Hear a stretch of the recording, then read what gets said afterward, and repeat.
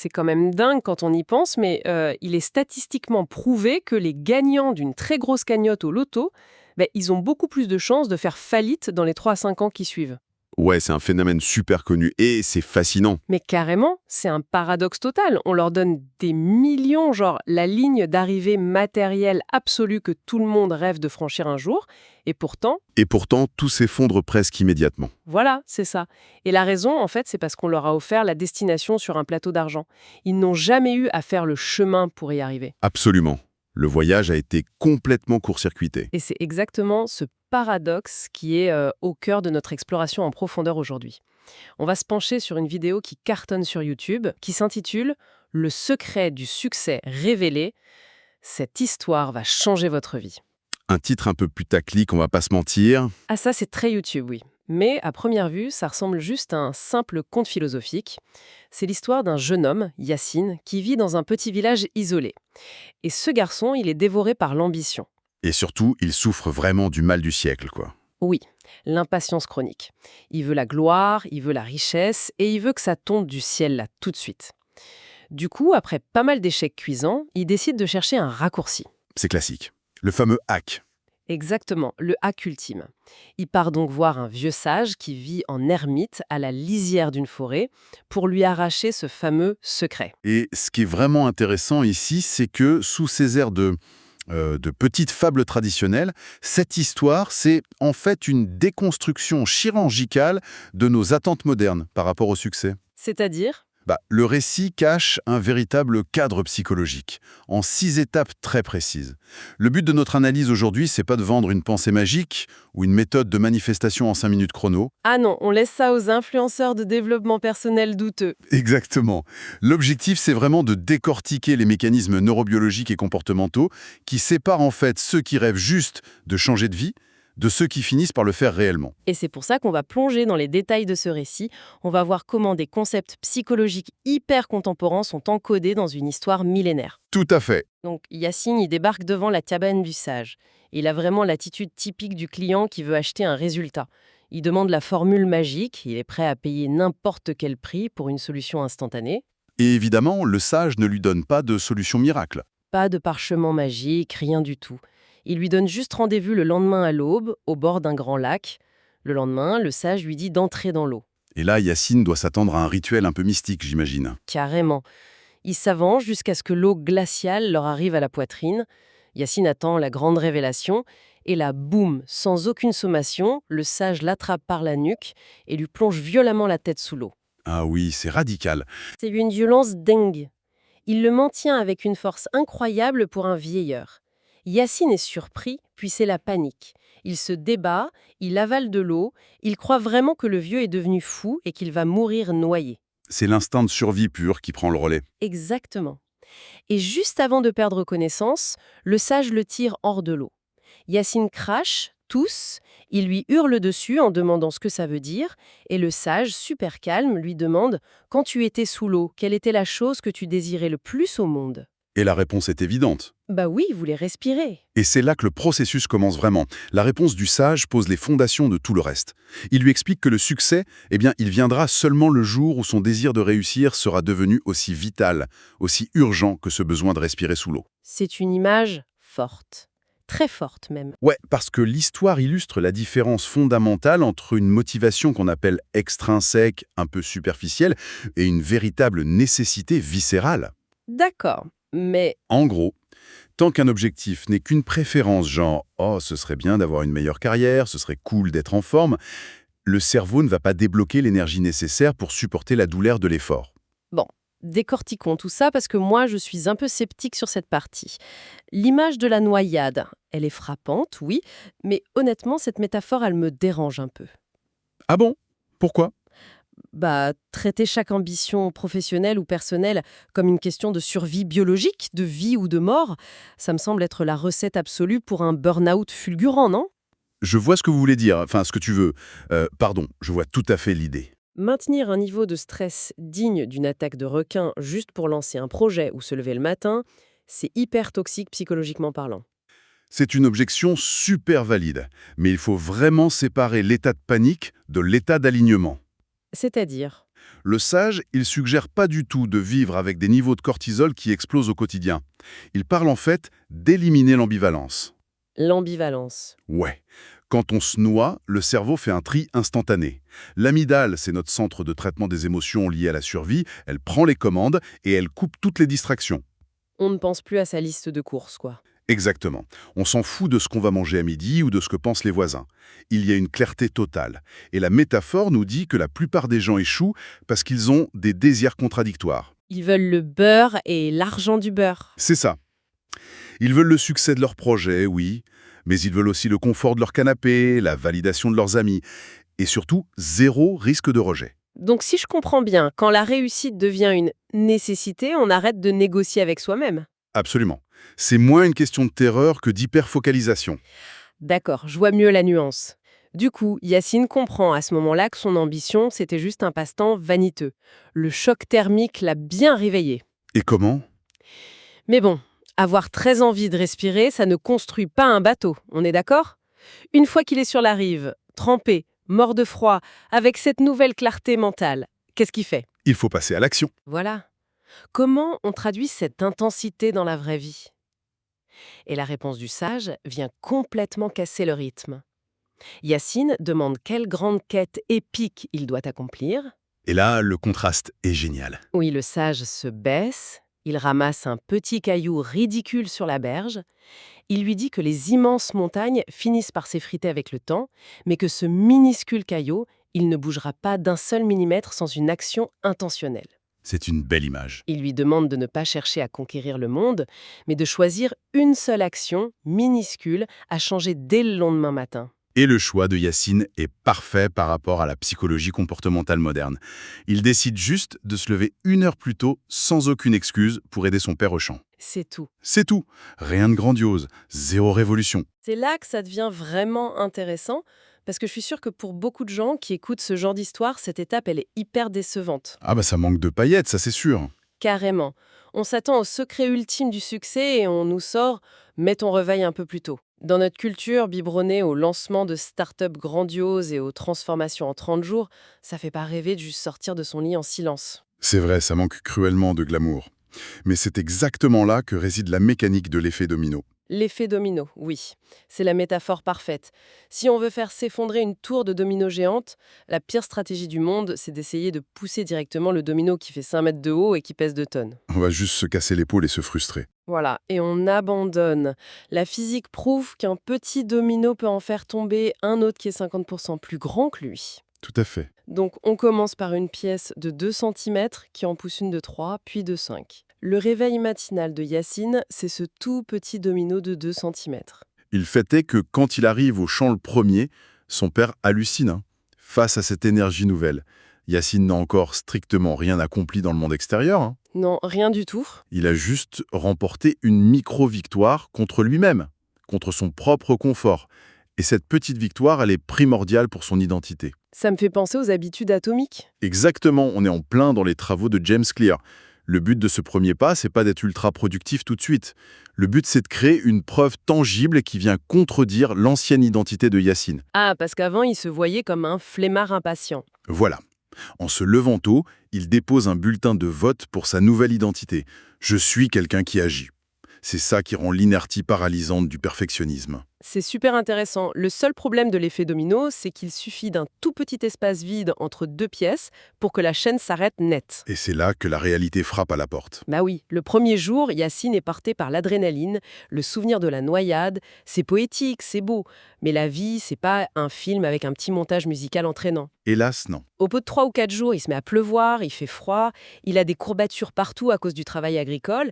Et là, le lit est chaud et l'envie d'abandonner est juste écrasante. La motivation s'est évaporée. Complètement, Yacine est au bord de la rupture. Il retourne voir le vieux sage. Et là, le sage trace lentement 2 lignes dans la terre. Une ligne parfaitement droite et une ligne courbée, erratique, qui bute sur un caillou. Et il lui dit que la ligne courbée représente ceux qui abandonnent à la première difficulté. C'est ça. Et il prononce cette phrase clé. La discipline n'est pas une prison, c'est un chemin vers la liberté. Yacine rentre chez lui, il est désespéré, il se plaint à son père que c'est trop dur. Et le père, qui est plutôt taiseux d'habitude, lui lâche une vraie pépite. Il lui dit Ce ne sont pas les obstacles qui détruisent les rêves, ce sont les excuses. Yacine encaisse, serre les dents et retourne bosser. Ce concept aborde vraiment une faille psychologique universelle. L'être humain, il est littéralement programmé par l'évolution pour conserver son énergie. Donc le cerveau nous dit « stop, reste au chaud Exactement. Dès que l'inconfort surgit, notre cerveau génère des alibis rationnels super sophistiqués pour qu'on arrête l'effort. ». Je comprends la mécanique, mais soyons francs 2 minutes. Associer le mot discipline au mot liberté, ça sonne un peu comme un slogan dystopique, non? C'est vrai que ça a mauvaise presse. Dans notre imaginaire, la discipline, c'est l'armée, c'est la restriction, c'est l'anti-créativité totale. Aujourd'hui, on nous dit plutôt de s'écouter, de suivre son intuition, d'agir quand on a l'inspiration. Le fameux «go with the flow». Voilà. Alors comment est-ce qu'un cadre super rigide pourrait libérer qui que ce soit? Eh bien, cela soulève une question importante sur le fonctionnement de notre cerveau. Compter sur l'inspiration tous les jours, c'est une charge mentale qui en fait est épuisante. Ah bon? Oui, la neurobiologie montre que la discipline est une vraie libération à cause de ce qu'on appelle la fatigue décisionnelle. Le cerveau consomme énormément de glucose pour prendre des décisions. D'accord, donc chaque choix pompe notre énergie. C'est ça. Si tous les matins, Yacine doit négocier avec lui-même pendant 20 minutes sous sa couette, peser le pour et le contre, regarder s'il pleut, il brûle son capital d'énergie mentale avant même d'avoir posé un pied par terre. Ah, je vois. Il s'épuise tout seul. Ce que le sage appelle discipline, c'est juste la création d'un automatisme neuronal. À force de répéter l'action, le chemin neuronal se renforce, il se myélinise. C'est le petit nom scientifique, ça, la myélinisation. Ouais. En gros, l'information voyage plus vite et demande moins d'efforts conscients. La décision, elle est prise une fois pour toutes. Fini le débat interne. Et ça libère de la place pour autre chose. Exactement, on libère une bande passante cognitive immense pour de l'apprentissage ou de la créativité. Donc à ce stade, Yacine ne souffre plus vraiment en se levant, il est devenu une vraie machine, un travailleur acharné. Mais l'histoire prend un tournant génial ici, parce qu'elle nous avertit qu'être un bourreau de travail discipliné, c'est un piège absolu si on s'arrête là. C'est la limite de la force brute. Et le sage le montre de façon hyper concrète. Il donne rendez-vous à Yacine près d'un torrent. Il lui montre 2 pierres. Une pierre magnifique, lisse, porie par l'eau. Et une autre rugueuse, pleine d'arêtes, coincée dans une flaque immobile. J'adore cette image. Le sage lui dit, en gros, tu peux bosser jusqu'à t'en péter le dos, mais si tu fais la même action en boucle sans jamais t'améliorer, t'es la pierre rugueuse. Le succès, il appartient à celui qui est poli par l'apprentissage permanent. C'est vraiment la ligne de démarcation entre l'effort brut et la compétence. Tellement de gens sont prisonniers de l'illusion de la productivité, tu vois. Oh oui, la culture du «je suis débordé». C'est ça. Ils font des heures sup, ils s'épuisent et ils se sentent vertueux parce qu'ils souffrent au travail. Mais biologiquement, le temps de travail et l'énergie physique, ça plafonne hyper vite. Alors qu'est-ce que tout ça veut dire? C'est l'analogie parfaite du tapis de course. C'est-à-dire? Tu peux mettre ton tapis incliné au max, courir jusqu'à l'épuisement, transpirer des litres d'eau. Mais quand tu descends du tapis à la fin, t'as pas bougé d'un mètre? T'es au même point géographiquement? C'est cruel, mais c'est vrai. Yafine comprend ça. Il décide de descendre du tapis. Après sa journée au champ, au lieu de dormir, il va voir un artisan et il apprend le tressage complexe de paniers. Une vraie nouvelle compétence. Voilà. Et quelques semaines plus tard, au marché, un marchand de fruits a un problème. Ses paniers craquent sous le poids. Yacine utilise sa nouvelle technique pour les réparer et les renforcer. Le marchand le pèse super bien. Et là, pour la première fois, Yacine gagne de l'argent grâce à son cerveau, pas ses muscles. On touche ici au concept de la pratique délibérée que le psychologue Anders Ericsson a beaucoup étudié. La pratique délibérée, d'accord? L'idée, c'est pas juste de pointer au boulot et de faire ses heures, c'est de décortiquer ce qu'on fait, d'analyser ses erreurs et d'ajouter une nouvelle couche de compétences chaque jour. Un peu comme des intérêts composés? C'est exactement la même mécanique financière, oui. Oui. Le savoir fonctionne comme les intérêts composés. Chaque nouvelle information se connecte aux anciennes. Et ça fait boule de neige. Voilà. Celui qui apprend continuellement, il s'enrichit de manière presque invisible. Son levier d'action devient énorme par rapport au petit effort physique qu'il fournit. Mais, parce qu'il y a un mais, ce savoir nouveau, il va créer un problème totalement inattendu pour Yacine. Ça nous amène à l'avant-dernière épreuve. La fameuse solitude de la vision. C'est ça, quand tu comprends comment les choses fonctionnent en profondeur, tu te mets à voir des opportunités que les autres ne remarquent même pas. Et voir ce que les autres ne voient pas, c'est s'isoler socialement. C'est là que la vraie difficulté psychologique commence. Yacine repère un terrain aride, plein de cailloux, à l'écart du village. Tout le monde pense que c'est maudit. Lui, il loue ce terrain avec ses économies. Le seigneur local se fout même de sa gale en encaissant l'argent. Ah oui, l'humiliation publique. Yacine achète des graines très rares d'arbres à encens, une résine qui se vend une fortune en ville. Mais ce sont des arbres super capricieux. Il passe des mois à désherber, à creuser, à arroser. Et il ne se passe rien. 0 pouce. Et c'est là que la pression devient insoutenable. Les rumeurs enflent, on le traite de fou.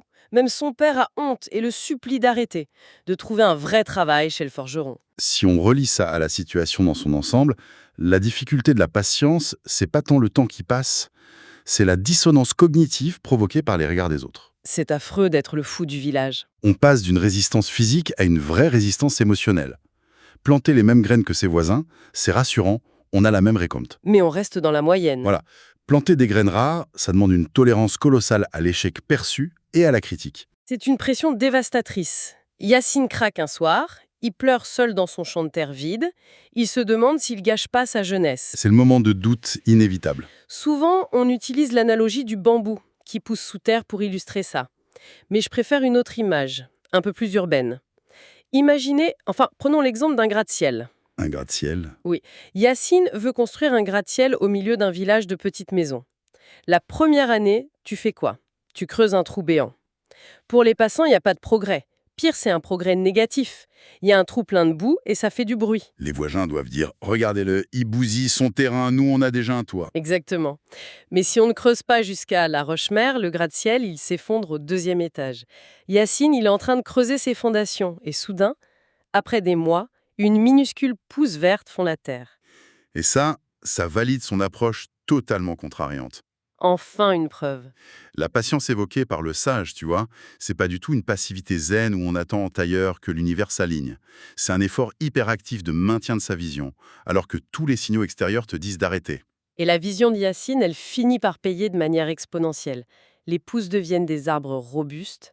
Le climat hostile, en fait, a rendu la résine ultra concentrée et précieuse. C'est le jackpot.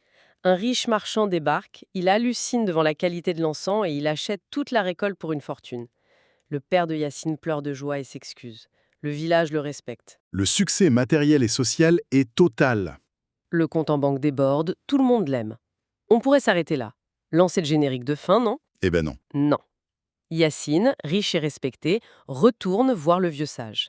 Et là, le vieux lui lâche la 6e et ultime leçon.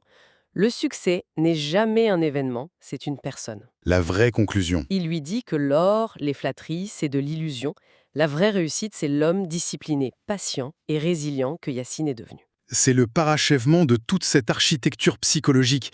La majorité des gens focalisent tout sur l'objet matériel, le poste de directeur, le million, la grosse voiture. Ils pensent que c'est ça qui va les rendre heureux. Exactement. L'histoire renverse la causalité. L'argent, c'est pas la réussite, c'est juste la trace, le sous-produit de l'architecture mentale qui a été construite. Alors, je vais faire l'avocat du diable, parce que ce genre de phrase, personnellement, ça m'agace un peu parfois. Ah oui. Le côté « c'est l'homme que tu es devenu ». Hmm. Ouais, on dirait une jolie petite phrase de consolation qu'on sort aux gens qui ont foiré. Genre, le vrai trésor, ce sont les amis qu'on s'est fait en chemin. C'est vrai que ça peut sonner un peu mièvre. C'est facile pour le vieux sage de relativiser la richesse vu que Yacine vient littéralement de faire fortune. En quoi c'est autre chose qu'une belle formule poétique pour faire joli? Je comprends, mais prenons la chose de manière très pragmatique. C'est pas une consolation, c'est une assurance tout risque face à la réalité du monde. Une assurance?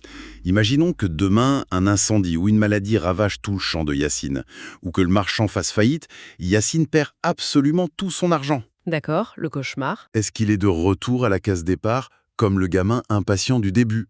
Non. Non, parce que son système nerveux est reconfiguré.